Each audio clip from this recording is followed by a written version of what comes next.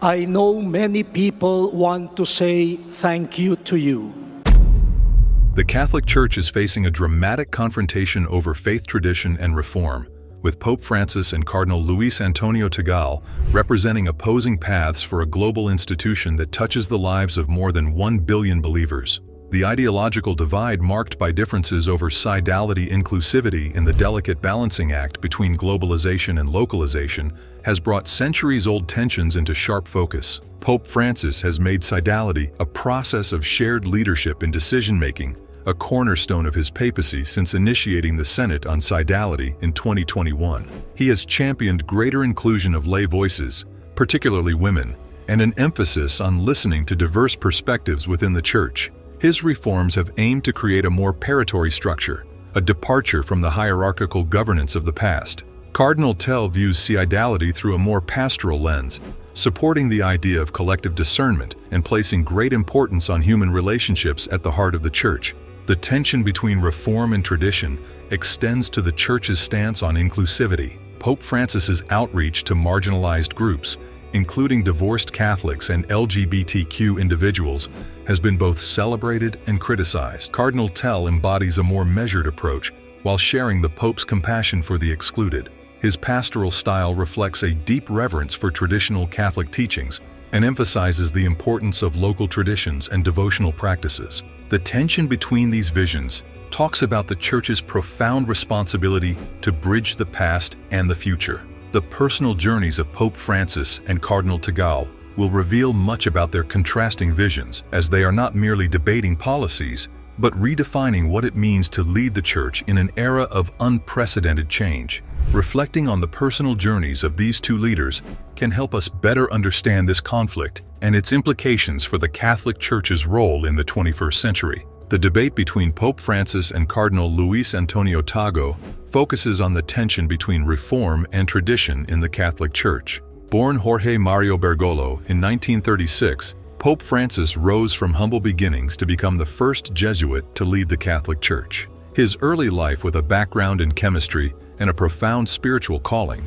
gave him a unique perspective on faith in its intersection with the world. Bergoglio developed a deep appreciation for community-focused ministry and ordained in 1969. His pastoral work brought him into direct contact with the struggles of ordinary people, shaping his vision for a church that serves the poor and marginalized. He was elected as the 266th Pope in 2013 and embraced his role with a spirit of reform, emphasizing inclusivity, global outreach, and environmental stewardship. Francis's leadership style is characterized by humility and boldness, often challenging long-held norms and fostering a church that listens to the voices of all its members. His actions often challenge long-held norms, earning him widespread admiration and at times resistance from those who fear his reforms might move the Church away from its traditional roots. Cardinal Luis Antonio Tagle, born in 1957 in Manila, has a spiritual leadership deeply rooted in Filipino culture and tradition.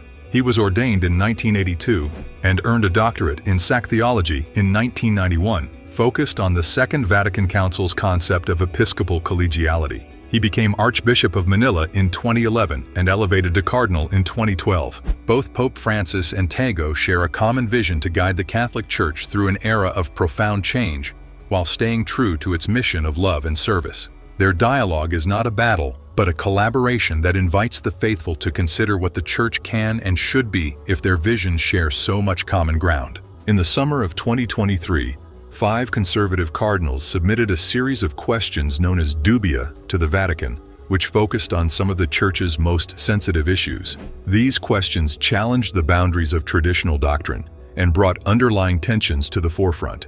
The dubia demanded a response from Pope Francis, who responded with a detailed letter dated July 11, 2023. Pope Francis acknowledged that, while revelation itself is immutable, the Church must continually grow in its understanding of this divine truth. He explained that cultural shifts can inspire a deeper exploration of revelation richness, leading to better expressions of past teachings. Francis cited historical examples, such as the Church's evolving stance on slavery, to illustrate how certain interpretations of Scripture and tradition have adapted over time without altering the essence of the faith. On the question of same-sex unions, Pope Francis reaffirmed that marriage as an exclusive and indissoluble union remained central to Catholic teaching, but also emphasized the importance of pastoral charity. He rejected the idea of imposing a single Catholic methodology, but affirmed synodality as an essential dimension of the Church's life. Cardinal Tagle, while deeply respectful of Pope Francis's leadership, offered a measured critique of some aspects of the responses. He rooted his perspective in traditional pastoral care and focused on ensuring that reforms remain grounded in the spiritual and cultural realities of Catholic communities. He supported the Pope's call for a deeper understanding of revelation, but stressed the importance of avoiding interpretations that could alienate the faithful, particularly in regions where traditional values hold significant sway. Tagle's contributions underscored his commitment to preserving the Church's spiritual identity amid sweeping changes, offering a voice of balance in a time of transformation. The exchange not only set the stage for the Synod on synodality, but also deepened the contrast between Francis's global vision and Tagle's emphasis on tradition. The October 2024 Vatican Summit, the Second Synod of Bishops, was a pivotal moment for Catholic Church leaders from over 110 countries to deliberate on issues that shaped its identity. The summit focused on issues such as granting women more leadership roles within the Church, including deacons, which had historical precedent. However, the final document did not make this recommendation, declaring that there is no reason or impediment that should prevent women from carrying out leadership roles in the Church.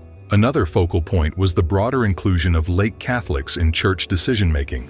The final text called for greater lay involvement in the selection of bishops, signaling a shift towards decentralizing authority. It also apologized repeatedly for the pain caused by clergy abuse and acknowledged the Church's more responsibility to address this ongoing crisis. The summit also brought into sharp focus the contrasting visions of Pope Francis and Cardinal Tagle. Francis, who has consistently advocated for structural reform and inclusivity, has a global perspective, seeking to position the Church as a leader in addressing contemporary issues such as gender equality, environmental stewardship, and the plight of the marginalized. Tagle, on the other hand, represents a voice deeply attuned to grassroots spirituality in the preservation of local traditions. The tension between grassroots and global reform highlights the broader challenge facing the Church: how to navigate change without compromising its identity. Reverend James Martin, a Jesuit priest and advocate for LGBTQ inclusion, noted that while the text avoided specifics, the dialogue around these issues had become more open for many. The impact of these discussions is extremely affecting the 2025 Jubilee year and how the Church's leaders aim to bridge the divide between reform and tradition. As the Catholic Church stands on the threshold of the 2025 Jubilee year, the road ahead appears both promising and complex. This holy year, marked by the theme of hope, offers a profound opportunity for reconciliation and renewal within the Church against this backdrop. Pope Francis and Cardinal Tagle are guiding the Catholic Church's future, reflecting two distinct yet complementary visions for its path forward. On Christmas Eve 2024, Pope Francis opened the Holy Door of St. Peter's Basilica, officially inaugurating the Jubilee Year of Hope, marking the beginning of a pilgrimage meant to inspire Catholics worldwide. The Pope emphasized the profound significance of the Jubilee, calling it a time to rediscover faith, rekindle joy, and embrace transformation. The Jubilee's central theme of hope is more than a spiritual message, it is a call to action. Pope Francis encouraged the faithful to move beyond mediocrity and engage in spiritual renewal, inviting Catholics to participate in a transformative journey that transcends personal faith and extends into societal change. Cardinal Tagle remains a steadfast advocate for traditional spirituality, particularly the devotion to the Sacred Heart of Jesus, deeply rooted in Filipino culture. Pope Francis reminds the Church of the enduring value of local traditions and grassroots spirituality, advocating for the Sacred Heart devotion during the Jubilee. His advocacy for the Sacred Heart devotion highlights the importance of blending the global and the personal, ensuring that institutional changes do not overshadow individual faith journeys. As the Jubilee year unfolds, the contrasting yet complementary visions of Pope Francis and Cardinal Tagle raise critical questions about the Church's future. Pope Francis's approach reflects the necessity of adapting to a changing world, while Cardinal Tagle's focus on spiritual depth and cultural sensitivity serves as a reminder that true reform must resonate with the faithful at every level. The 2025 Jubilee is more than a moment in time. It is a crossroads for Catholicism, as Pope Francis's bold gestures and Cardinal Tagle's heartfelt advocacy converge in a shared mission to inspire hope and renewal in the faithful. The internal struggles within the Catholic Church have been simmering for years, but the debates between the dubia and the cardinals have brought tension to a boiling point.